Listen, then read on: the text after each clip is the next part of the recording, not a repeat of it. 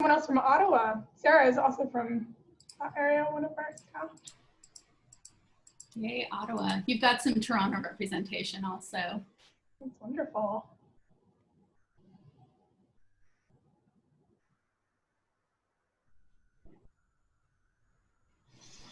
All right, I think we will go ahead and get started. I imagine there might be a few more people joining, but we're a couple minutes into the session and we have so much to talk about. So welcome everyone. As I said before, if you can keep cameras off and yourself muted until the Q&A, that would be great. After that, we definitely want to hear from you, to see you if you feel comfortable, so we can have really strong engagement during that section.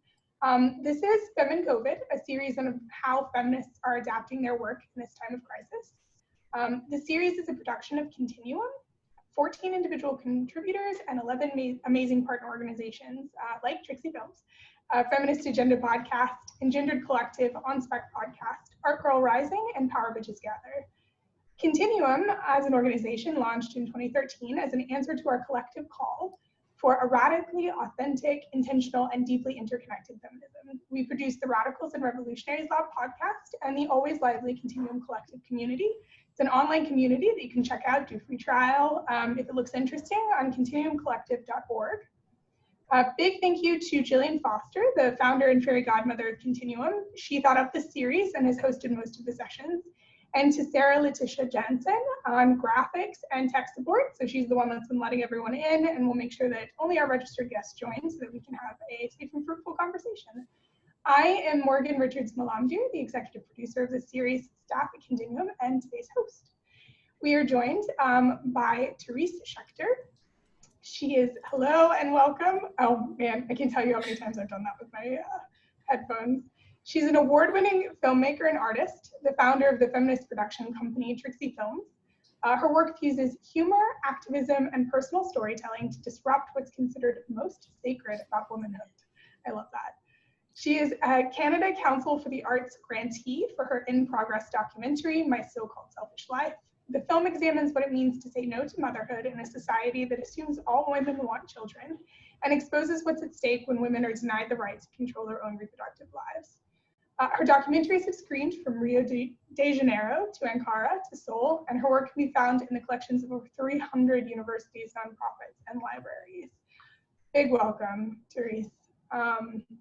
Thank you so much for joining us today. It's my absolute pleasure. Thank you. So yeah, let's start. Maybe just tell us a little bit more about your feminist journey. I think that bio actually was very helpful, so I have to say much less now. No, it's good. I went to art college and ended up working at newspapers for like 16 years. I worked at the Chicago Tribune for 10 of those. I was a big feminist in my teens. I actually made a documentary about it, and then I kind of lost touch, as many people did in the 80s and 90s, I think. And then it was sort of questioning my feminist roots that got me exploring more and making this film. I was a teenage feminist, and that really brought me back to all the thinking and movement and exposed me to a lot of things I didn't even know existed. So that was the beginning of my documentary career, and since then I have been working in that area, disrupting what's most sacred about womanhood. I have to credit Chanel Dubofsky, the writer who's also in this film, with that phrase. I have stolen it from something she wrote about me, so I like it. Yeah, it's a good one. Yeah. Do you want to tell us a little bit more about My So-Called Selfish Life? Well, it really does start with the assumption that all women want kids, and goes on to talk about why we make this assumption as a society, why that's a bad assumption to make, and how building a society that works on those assumptions is not a good thing. It's not a good thing, and a lot of it is reproductive control of our own bodies, which is sort of an essential element of being free. So it's a comedy, as are my other documentaries. There's a diverse group of women in the film who are amazing, and a lot of good pop culture.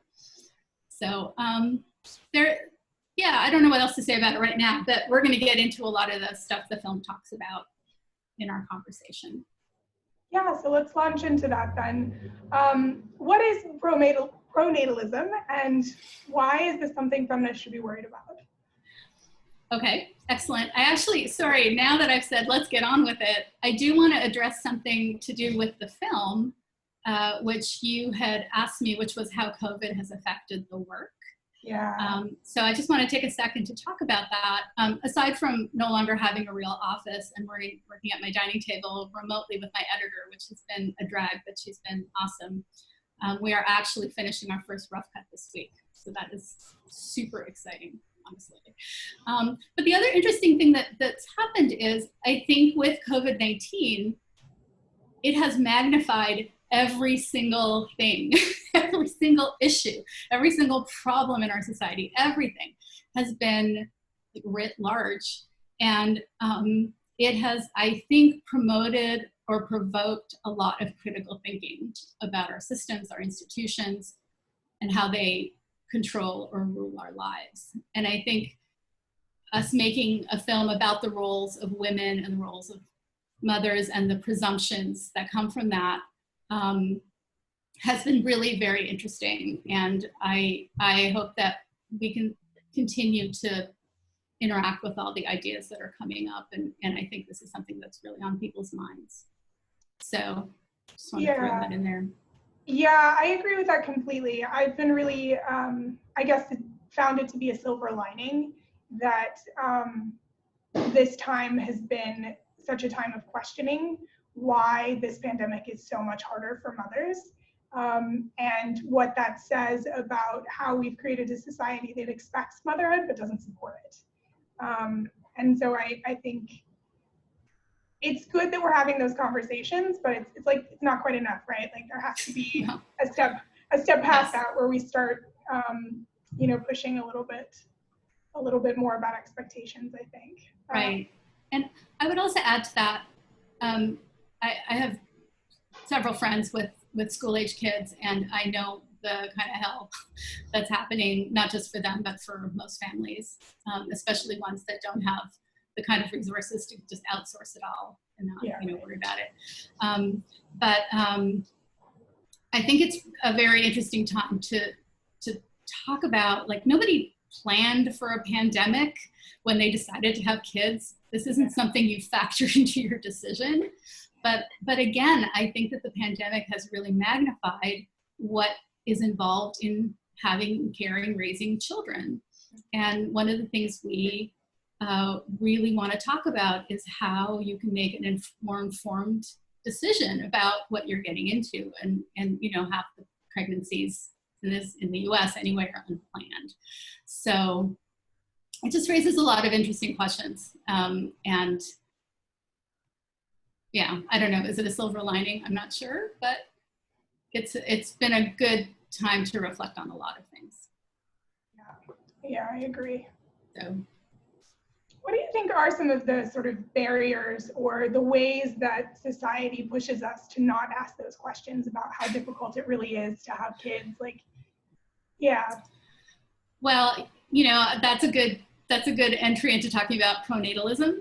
Pronatalism is a word that a lot of people aren't really that familiar with, but it keeps company with some other large social systems that are largely invisible until somebody points them out, like patriarchy, like, unfortunately to many people, racism. So the definition of pronatalism is basically the promotion of baby making. It's very simple. It's, encouraging people, sometimes coercing people to have babies. On an individual level, that's kind of like when you show up for your holiday dinner and someone asks you for the 40th time when you're going to have a kid, or when you're going to have a second kid or a third kid. I mean, that stuff happens every day. When you have decided you don't want children, you are quite often being threatened with things like, nobody will take care of you when you get old, that's why you must have a child, or you're married, so you should have a kid because that's what marriage is for, things like that. sorry, the Ride of the Valkyries is our phone. There we go. Okay. But pronatalism also works on a institutional level. It works in governments and nations and capitalist systems and things like that. So when it works on a larger level, it takes on extra dimensions. It's promoting baby making for a country's social, political, and economic purposes. This could be benefits if you have a child. To encourage you to have a child, you get extra tax breaks or benefits. But it could also be your nation or the state deciding, in fact, who should have children and who shouldn't. And that's also part of pronatalism. So there's been this very long history of pronatalist work by politicians, by academics, by psychologists, by doctors, to convince women they need to have babies, but largely only the right women. And when I say the right women, I mean middle or upper class Northern European white women. And that's a part of pronatalism that is, we'll talk about that later, but that's a big part of it also. But this sort of campaign to almost bully women into having children through threats, through being told it's our duty, it's not a choice, it's your duty to do this, you have to do this, and if you don't do this, the world will fall apart, and your world will fall apart. So those are the components of pronatalism. The thing I think is interesting is that if you look in the last 100 years of pronatalist like campaigning, I guess, it's an incredible amount of effort to convince us to do something that we're supposed to want anyway. Because the irony of all of this is part of the message is, oh, it's innate, every woman wants children. Well, if it's innate and we all want children, why has so much energy gone into convincing us to do it? Which is, I think, an interesting question that we also explore in the film. Do you want to give us a little bit of a teaser into the answer to that question? Yeah, sure. I mean, this idea that real women have babies.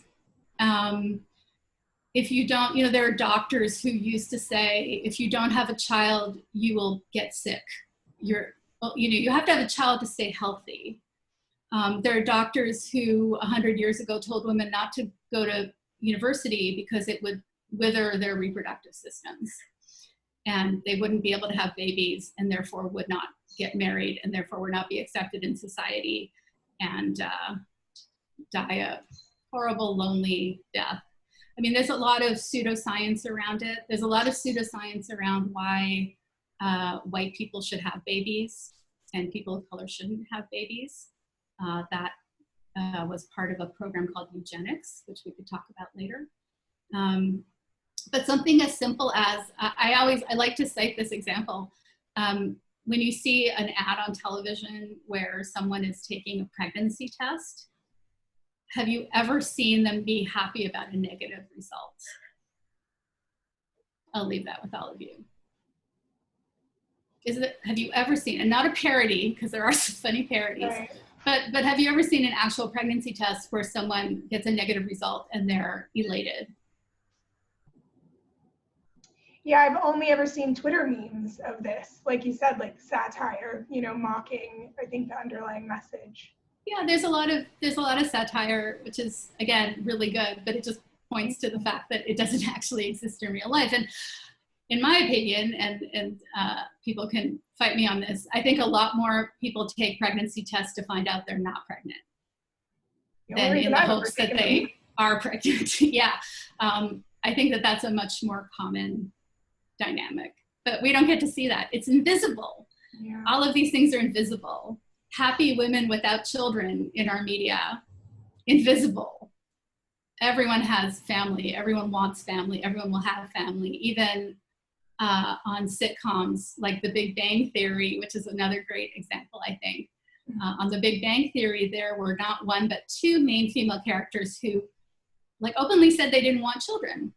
And we're watching, we're like, oh, cool. You know, some people who actually don't want children on popular culture that aren't broken or evil or sad.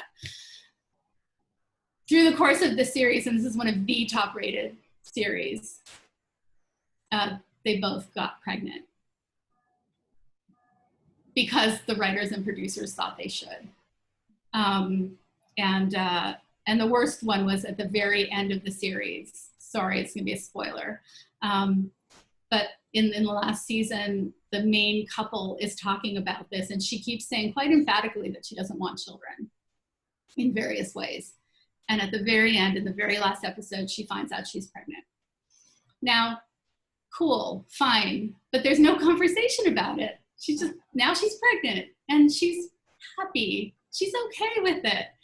It's the kind of thing that, first of all, is not how it goes. And the second thing is, what kind of message are you sending? Like, no matter what you say about how you want your life to go, it's not true. You don't know your own mind like other people do.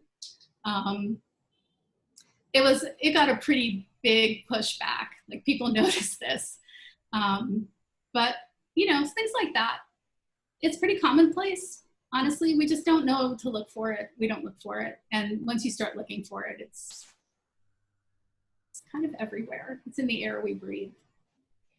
How do you feel like moments like that, where the story arc of the character is that she changes her mind around this really big thing, impacts those like scaling down to the micro level and to people's interpersonal interactions, to expectations between couples? So, you know, they're dating and the woman says, just FYI, I don't want children. But, you know, the male partner, assuming a heterosexual couple, has in their mind, oh, well, you know, I've seen this before, and they change their mind as they get older, so it's fine.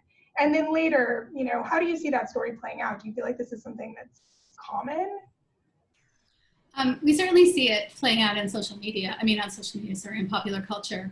And I will say that this really isn't about, like, people shouldn't have children. Like, I'm not really doing a PSA to convince people not to have children. I'm very happy when my friends who want children have children, and people in my family who want children have children. It's wonderful. But we have to go into it making an informed decision. We can't go into something that is so momentous, that is going to so overwhelm our lives, probably our finances, probably our careers. You have to go in knowing what you're gonna be, you know, dealing with, and what you really want in your own life. And that's what pronatalism takes away from you. It says, don't think about it. Don't think about it. You're a woman, you have a uterus, you're gonna have a kid. Don't worry about it. Just go ahead and get pregnant. Don't worry about it. Everyone does it. Go ahead. That's what pronatalism does. It kind of steals away our ability to make informed decisions about our lives. So when you see something in popular culture, you know, representation is really important. It's really important for you to see yourself reflected in our popular culture, because popular culture really is pretty influential in how we see the world and our place in it. So if you're seeing storylines with, you know, this couple having a discussion where the woman says, I don't really want kids, and the guy says, oh, you'll change your mind, and then she changes her mind over and over again, that is sending a message to women saying, yeah, you'll change your mind. No matter what you say now, you'll change your mind. Or your thinking is wrong. You don't know yourself. You don't know what you're talking about. And if you really don't want kids, there's something wrong with you, because you know everyone else changes their mind. So what's wrong with you that you haven't changed your mind? It's like, it's innocuous. And again, until you start thinking about it. Oh, there's a show that actually had a couple break up because the woman stood firm in this relationship with a guy. And oh, this is Light? No, is that it? Sorry, I can't remember the name of it because I didn't really watch it. But it's about, it goes back and forth in time. There are parents in the 70s, there are kids. Someone will know what I'm talking about. Anyway, they broke up. She said, no, I really still don't want kids. I really can't be with you if you do. And they broke up, which was pretty awesome. Also in Grey's Anatomy with Christina Yang, who was like, I don't want kids. I still don't want kids. 4 seasons in, no, really, I still don't want kids. And she never wanted kids. You know, she had an abortion at one point. Her marriage ended because of that, because he couldn't accept that she didn't want kids. So there are like little glimmers of other ways to live your life, but not a lot. Yeah, that's so interesting. I think you're completely right that pop culture is part of what defines normal for us. So if we don't see ourselves in it, we start to almost like gaslight ourselves, or I guess internalize the gaslighting. And we come to believe that we aren't normal and that what we want isn't normal. And there's discomfort about that. And we may end up making different decisions than we would have otherwise. So it's possible. I don't think we have, I think like our imaginations have been kind of taken over by the things we see. And it kind of narrows what we dream for ourselves and think is possible. Even, you know, on the most basic level, if you've never seen a female president, you don't think that there's such a thing as a female president, which, you know, has been challenged, but we still don't actually have a female president. But yeah, the internalizing of these messages that are generally not true.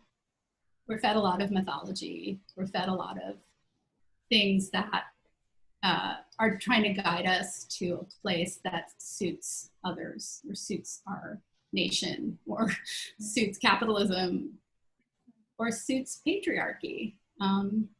In Victorian times, the all-sacrificing mother was kind of created to keep her at home and take care of her kids while her husband was out in the real world, in the world of business.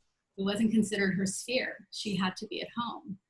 And if she didn't like that idea, or she had other ideas for herself, then she was deviant. She was branded as deviant. And in fact, her husband could probably put her in an asylum for it. right. So this grows out of that.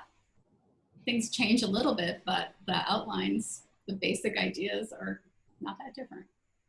And then I guess going back a little bit to a previous conversation, how do you feel like COVID is kind of pulling the curtain back a bit around this mythology and giving us access to how difficult parenting really is? If part of the mythology is sort of hiding how difficult it is and telling us, no, don't think about it, it'll be fine, it's natural, you'll be great at it because it's natural and it'll be easy. Do you feel like this crisis is actually kind of like giving a window into a different narrative? In some ways, I think. I mean, again, nobody planned on a pandemic when they decided to have kids.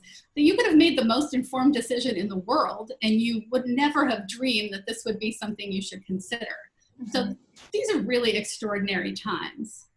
But at the same time, you know, there are a lot of posts on social media that are basically parents who are very understandably overwhelmed and upset and unhappy, again, very understandably. And then the last line is always, people without kids don't even understand what we're going through. And it's like, we kind of understand, we don't fully understand, but why bring us into it? You know, like, what? This isn't actually our fault. Let's look at the larger systems and the lack of leadership in the country and 100 other things that are making this really hard. And the expectation that women will work less to take care of the kids more, and people are losing their jobs and everything. But there is this really interesting dynamic, which is, you know, people without kids are obviously all sitting around learning Mandarin and making sourdough bread and living the high life, and we don't understand. Yeah. So that's been an interesting, you know, that's been an interesting dynamic. And we kind of do understand, because it's one reason we didn't have kids. Right. To be honest. I mean, there are a lot of reasons why people don't have kids, but, you know, that's one of them. That doesn't mean we're not empathetic. I mean, speaking for myself, I'm very empathetic, and I'm really glad I don't have to deal with this. It's just really hard and awful. But there's been that interesting interplay of ideas. And it kind of reflects what goes on in the regular world also, when there's no pandemic. And the other interesting thing with COVID that's come up is people who are essential workers, especially medical workers, people without children, otherwise known as people without families, have been given more dangerous jobs. Yeah. They have been assigned to more risky situations because they don't have families. So we can think about that for a second, that their life is less valuable, apparently, because they don't have families. Of course they have families. I have a family. I have a husband. I have parents. I have a sister. Her whole family is my family. I mean, on and on and on and on. And when I was working in a 9-to-5 regular salary job, I would routinely work later than people with kids, which, you know, is fine as long as it's reciprocal and I get to leave early too. But these are, you know, this has been really, really magnified under this this thing we're all going through. Yeah. Speaking of valuing lives differently, because I do want us to get to this point about pronatalism and white supremacy and the way in which certain people have been encouraged to have children. So how do you see these intersections of white supremacy and pronatalism? I think pronatalism writ large on a national scale does dictate who should have children and who shouldn't, not just in the United States or in Canada. I think in the US, targets have been Black people, other people of color, Indigenous people, but also the disabled. So, you know, it's sort of this decision that these people, we don't want more of these people. Yeah. You can see it happening in Hungary right now, for example, with a strong anti-immigrant reaction. It's happened in Russia. It's happened in a lot of places, sometimes benign, sometimes pretty dangerous. It's this idea that we only really want certain people and we don't want other people. So in the US, in the late 1800s, early 1900s, this concept of eugenics was developed. This idea that you should, the way that you would breed animals, you should also breed people for their best traits. Best was completely subjective. Best was Northern European, white, middle class, upper class, abled, in a family, two-person heterosexual family, you know, all of that. That was a decision that was made with incredibly bogus scientific support.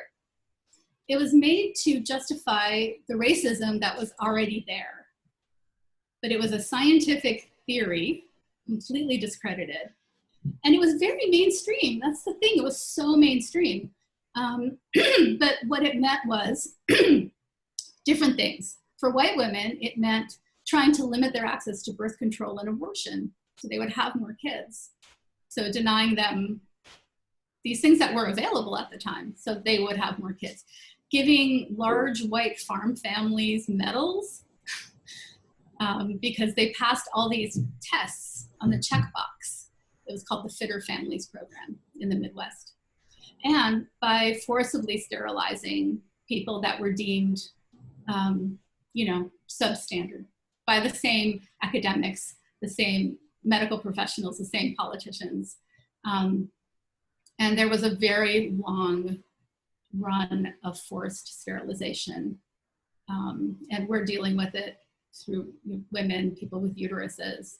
And this really went on. It was made legal in Virginia by a decision by the Supreme Court, for example. So we just have to think about that, like in the 1920s. Like, it is legal to take someone and sterilize them against their will. And that was a decision by the Supreme Court. So, yeah, over time, like in the 70s, which was a time of really re-examining all of our social systems, women of color, Indigenous women, they started fighting to get that recognized as a reality and to push back against it. But even now, there's a movie coming out called Belly of the Beast, a documentary, which is about the sterilization of women in a California prison in 2010. So that's still very much happening. So I guess what I'm saying is this completely intersects with white supremacy in this country and in Canada. I know there's some Canadians, but you know, this happened with Indigenous people in Canada and still to a certain extent happens. There are a lot of news stories coming out of Saskatchewan specifically on this. Growing out of all of this was something called reproductive justice. Reproductive justice was a framework created by Black women in the 90s. And I'm just going to quote, because I want to make sure I get this right. The human right to maintain personal bodily autonomy, have children, not have children, and parent the children we have in safe and sustainable communities. Yeah. And privileging access.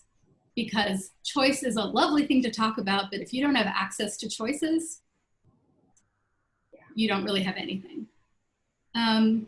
And so we've been talking about that a lot in our social media communities for this film, and my editor and I also, as we work on these portions of the film, is this idea that it's really about reproductive justice. And that women of color have been reproductively oppressed in the service of white supremacy. I don't know how our time is. I can go on for another hour on this, but. Yeah, we should probably transition to Q&A, but I do want to recognize that I think it's really critical and to give, not that you need it, but to give kudos around making sure that this isn't, you know, as like a white feminist, that you're also making space for the way that pronatalism manifests, not just for white women, but as an intersection with this white supremacy and the way that while white women might be looking for freedom to choose not to have children, many times women of color are looking for freedom and resources to have children the way they want to. So I think that's a wonderful and going to be a great element of the documentary that I'm very excited to watch when it comes out. I just want to say that, like, I appreciate the acknowledgement that we're covering this, but I learned this all from women of color.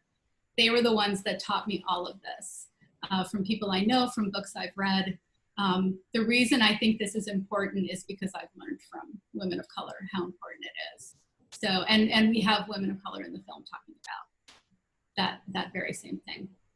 I do want to say one thing about child-free spaces, which are very white. They really are very white.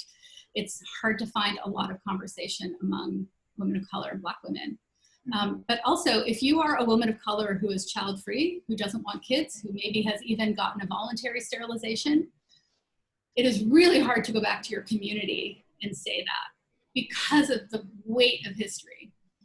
So that's just another aspect of all of this, is how things are more complicated depending on where you come from, who your communities are, what your history is. Yeah. And with that.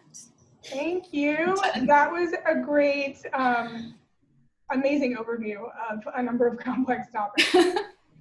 We have a Q in the Q&A, which is amazing. That's awesome. All right, let's start with, can you elaborate a bit more on dangerous jobs given to folks without children? I think they're looking to, was that in the US or you know? Yeah, at the beginning of the COVID-19, we were hearing a lot from, well, I live in New York City, which was really, really badly hit by the pandemic. But, you know, there were a lot of medical professionals sharing their experiences in being on the front lines. And so I don't think I can point you to the specific tweets at this point, but there was a lot of conversation about that, about the jobs you were assigned to do or volunteered to do. It's not, you know, some of it is altruistic, but the jobs that were sort of allotted to people without kids because of that idea that because they don't have kids, it's okay. I mean, you know, I think you can have a longer conversation about that and the parts of that that are resonant, but, you know, it's the idea that if you don't have a family means you don't have children is also a little disturbing. So yeah. I'm sorry, I can't point you to specific mentions. This was happening back in March and April, but it was a bit of a theme. And then just to confirm, the Supreme Court decision permitting involuntary sterilization was in the US, right? Yeah, it was. It was in the state of Virginia. The decision was written by Oliver Wendell Holmes, who was a distinguished has very distinguished history on the Supreme Court. It was a case called Buck versus Bell, which is pretty famous, but I won't go into it. You all can look it up. Okay. So there's a comment from Fawn. Fawn, do you want to hop on and add the comment that you made in the chat just verbally? No need to, but if you want to, I'm opening that up. Sure. Because I am active in Indivisible SF, we've been pushing our state legislator to support funding in the upcoming California budget, which contains an item to compensate survivors of involuntary sterilization under California's eugenics law that was in effect from 1909 to 1979. So the legislature passed a law approving the payments. I think I didn't think to pull up the statistics about how many of these people are still alive, but the money does still need to be allocated so that people can get these payments before they die, because most of them are now elderly. Yeah, that's actually really good to hear. Yeah, I hope it goes through. And again, I'll make a little plug for Belly of the Beast. I don't know when it's coming out, but it'll be interesting if that does get funded, to see if it sets any kind of precedent, like if we see any states following suit. Well, I mean, it has to get funded because the legislature did pass a law making the payments mandatory. It's just that now the money has to be included in the budget. I see. Thank you so much for that. Yeah, thank you for that super interesting contribution. So, sorry, it's popping around. Yeah, so Sarah, do you want to make the comment that you made in the chat as well to contribute to the convo? Sure, yeah. I just thought it was interesting when we were talking about intersectionality, and we're talking about intersectionality with folks of color and how pronatalism has affected them differently.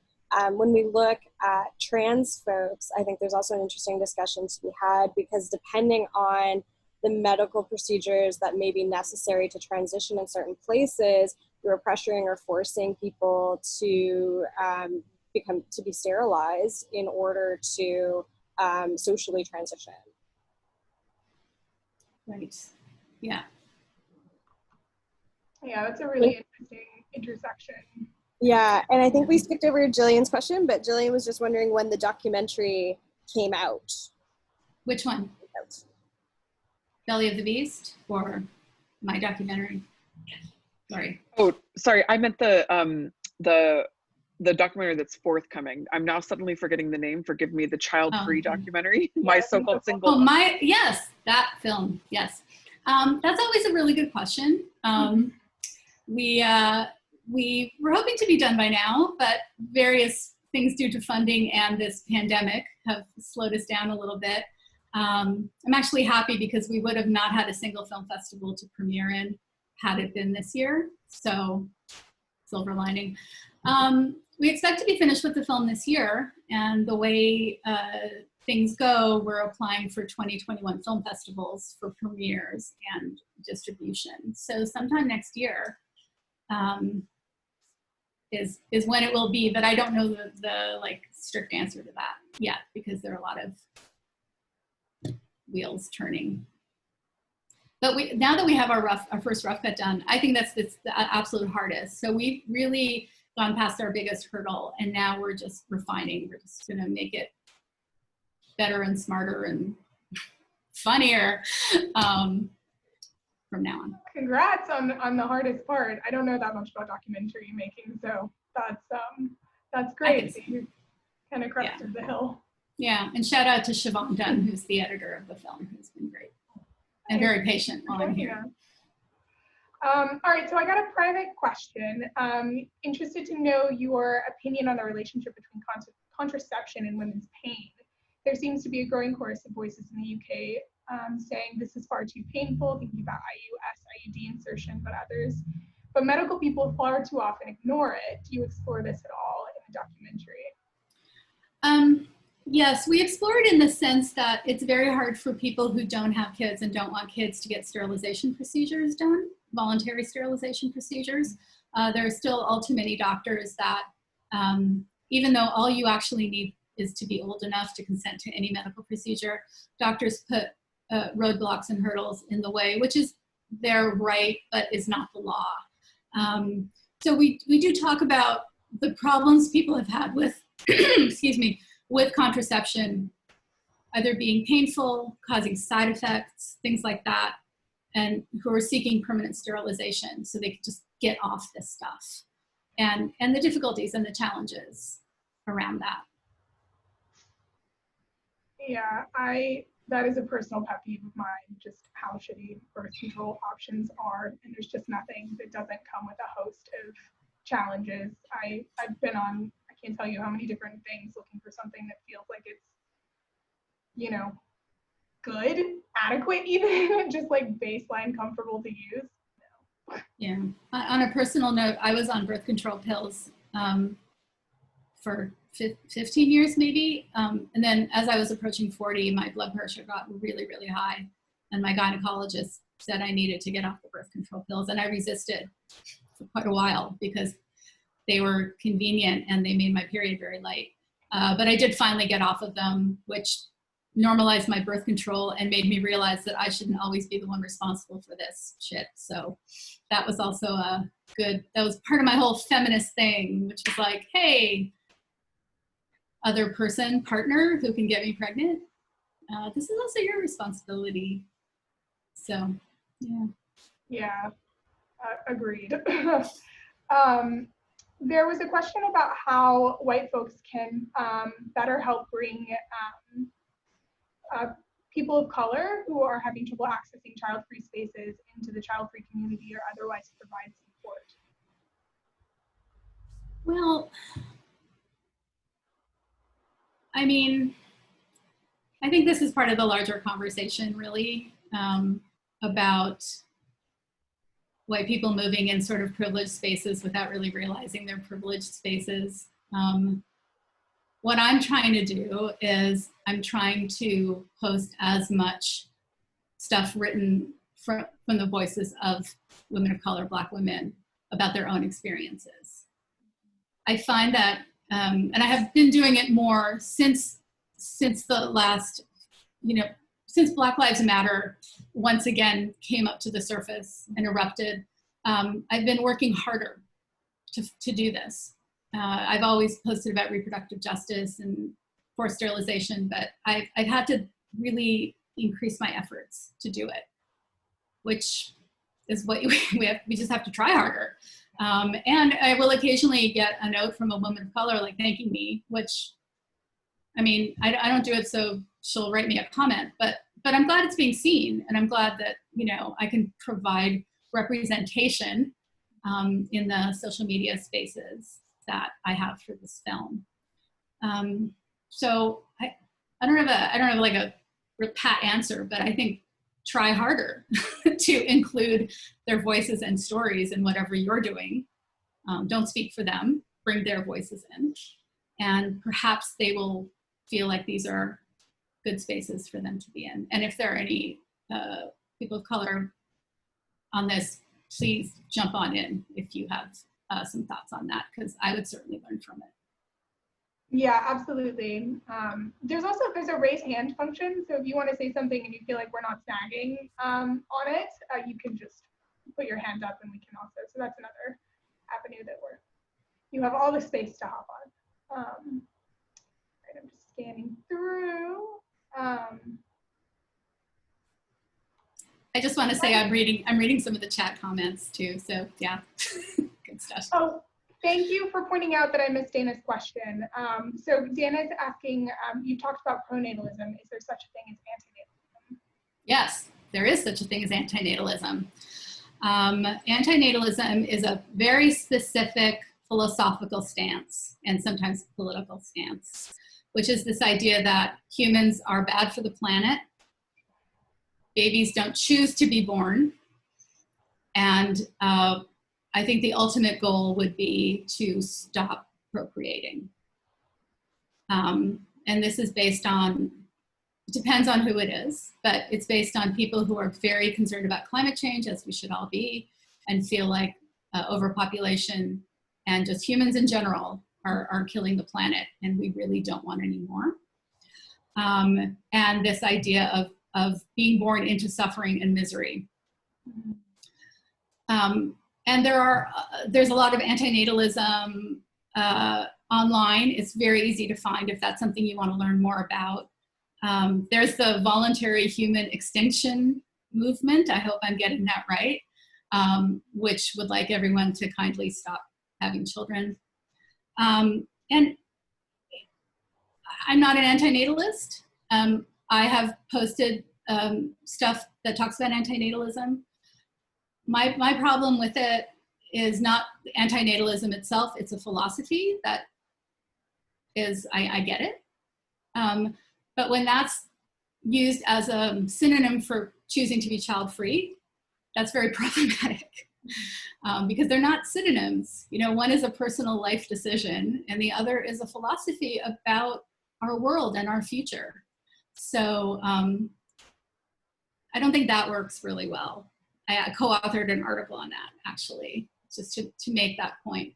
But anyway, that's antinatalism. There's a lot of information online. A lot of people who are in our Facebook community are antinatalists, so they'll come in with comments. So yeah, it's a thing. It's part of this larger conversation. Yeah, it's so interesting because I really respect you drawing a line where you're like, yes, people are entitled to philosophy, but they're not entitled to that philosophy becoming a social ideology that then is associated with structures that then stop people from making choices. And I think that's what pronatalism has done, right? Like, it's like, fine if you want to believe that children are amazing and wonderful and it's natural, but the minute that that merges with systems and becomes a form of oppression is where we sort of say no more. So I think that's a kind of an interesting delineation you just made there. Yeah, it's interesting. And I think the way you express it is really perfect. I think that any system that prescribes actions, that tells us how we're supposed to act, is oppressive. It's oppressive. So, but I'm not making a blanket statement about antinatalism that it is like that. Some of the adherents maybe, but it's not a blanket statement. Yeah, sorry, that's not how I heard that. I heard you saying it's a philosophy that's totally fine, but just like any philosophy, there's, you know, right, room for it to communicate into other things. It's reproductive. It can be seen as reproductive oppression if taken to a natural end, I guess. Yes, exactly. Thank you for phrasing that so well. All right. We have another question that I missed. Thank you so much, Sarah, for continuing to pop these up. Even though no one planned for the pandemic in regards to having children, do you think it will change a lot of people's plans for the future? Oh, for their decisions about having kids, you mean? Yeah, I think that's what Amanda, if you'd like to hop on and clarify, you're more than welcome to do that. Hi, can you hear me? Yeah. Yeah. I guess I'm just asking if you think, now that people have seen sort of behind the curtain about parenting, if more people will maybe second guess their choices, or, you know, decide to remain child-free just because they've seen the other side. Well, again, what is that nobody expects the Spanish Inquisition? It's the line from the movie, never mind. It's from, never mind. Yeah, nobody planned for a pandemic. So this is not a natural state of things. Again, I do think that when things are magnified to this degree by an extraordinary experience, it does bring things to the surface that people might think about that they haven't thought about before. I think that every decision to have a child should be one that is considered. Considered in terms of how it'll impact your life, considered in terms of if you are with a partner that's going to raise the child, how your responsibilities will be divided, considered in terms of future career plans. And I think especially because our systems are so messed up that it's like it's been thrown on us to figure it out, which is wrong. Any decision to have a child should be considered. And not everyone can do that because not everyone has access to reliable birth control. Not everyone can afford reliable birth control. Not everyone has access to abortion. Not everyone has access to voluntary sterilization. So in a perfect world where half of the pregnancies would not be unplanned, but a smaller number, we would be in a better position to think about these things. I imagine that people are thinking about it.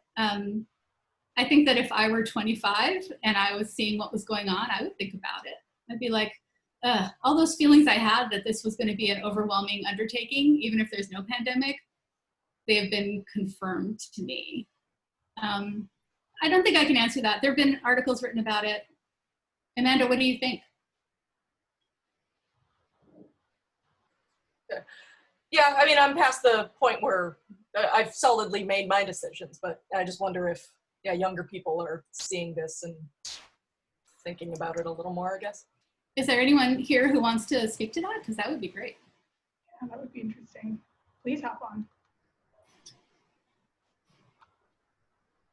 I mean, I can offer a little bit of perspective, and then maybe if other people want to hop on and join me in this.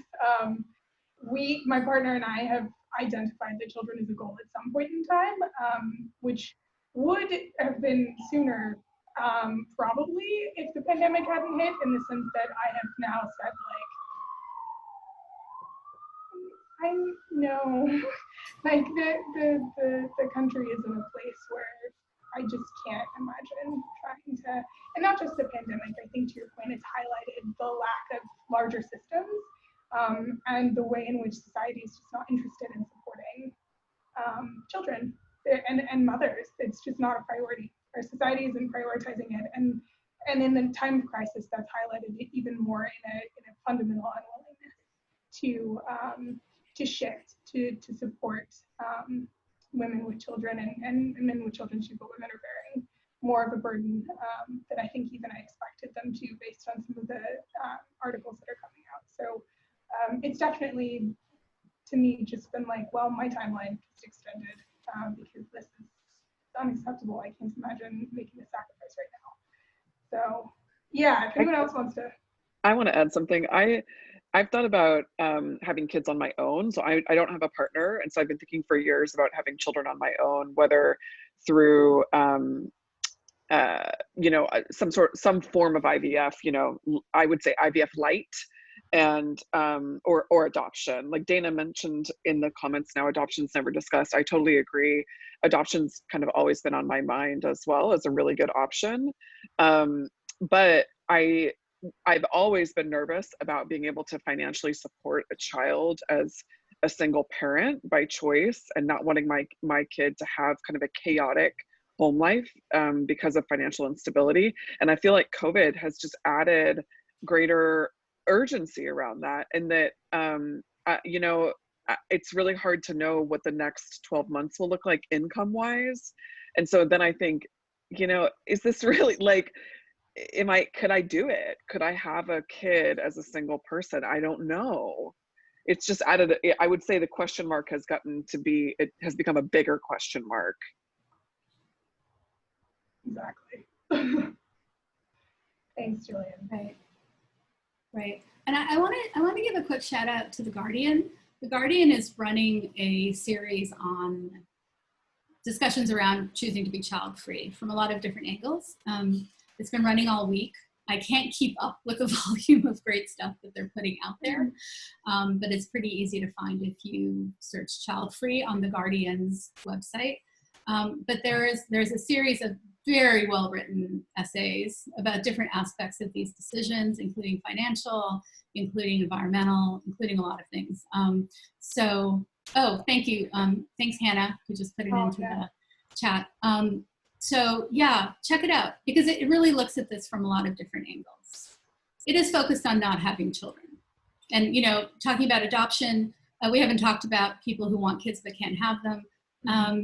My work is really focused on the decision not to have children. So people who are adopting, people who can't have kids, parents are all very, very welcome in our social media communities.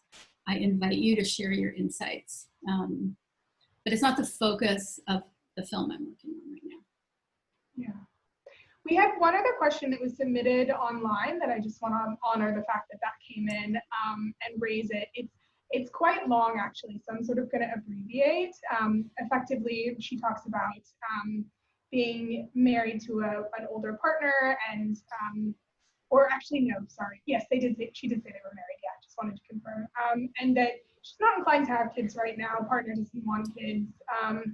But she's starting to think about, if she'll regret the decision in her old age when her partner is no longer around. There's like a 33-year age gap. She's feeling a bit selfish because she's now considering, like, do I want to have kids to help take care of me in my old age? And so she's curious to hear your perspectives on how the older generation in the US, 65 and above, that don't have kids or grandkids are doing as they deal with the pandemic, trying to stay emotionally connected. How do you stay emotionally connected to partners in your old age without kids? Just, sort of, how is that community doing, if you have any insight? We do in the film. We do spend time with a sort of seniors community who mostly don't have kids, and they've sort of come up with a way of living together, which is nice. I think we all die alone, people. Having kids is really no guarantee that anyone is going to take care of you. It's just not. Nursing homes are full of people with children who never visit. It's a sad and harsh reality, but it is reality. I have been told way too many times that I should have a kid so someone's around to take care of me when I'm old. And I think we need to get rid of that. And again, I'm going to get back to systems. We have terrible systems in this country for dealing with older people, senior citizens. It's terrible. And again, COVID has illuminated this because of all of the deaths in nursing homes. So yeah, it's all kind of laid out. I mean, I think that what I've read of older women who have chosen not to have children, whether they're in a partnership or whether they're single, they don't really regret it. They're like, no, it's good. I like my life. Even people who wanted children at some point, that whole regret thing, I'm sure there are people out there who are going to disagree with me, but it's not a reason to have a child if you're afraid of what's going to happen 40 years in the future. Yeah. So, yeah. It's a very sad way to end. Can we say something happy? Yeah, we can. Why don't you tell us where we can find you and how people can follow your work and where they should pay attention to so they can find out when the documentary is out? Thanks so much. So the main hub is the website myselfishlife.com. That's myselfishlife.com. That will link you to all of our social media. We're on Facebook. We have like 8,000 plus people on our Facebook page, which is amazing. Instagram, Twitter. There are videos that people have done and submitted about their own experiences being child-free. That's also on the site. That's really where to start. And we do have a very occasional newsletter, and you can sign up for that on the site also, but we'll keep you up to date on anything important. I sent one out about this event today. I absolutely cannot wait to invite you all to watch the film. It will be the happiest day of my life. So let's all look forward to that. That is very exciting. Awesome. Okay, great. Well, just a quick note, we will have another FEMinCOVID session next Wednesday, the 15th, with Asha Daya, who's going to talk about today's Wonder Woman, I think is the title of her book, but it should be a very interesting discussion also. You can register at the link that Sarah has popped into the chat, similar to how you registered for this one. And also don't forget to check out continuumcollective.org to see if you'd like to join our online community, which is a great and fun place to be. Thank you so much for coming today, for listening. This was by far our most lively discussion in the chat and had more questions from the audience. So you guys were a fantastic audience. Thank you so much. You guys. Yeah. Yes, big props. And yeah, thank you. Have a great weekend, everyone. Thank you, everybody.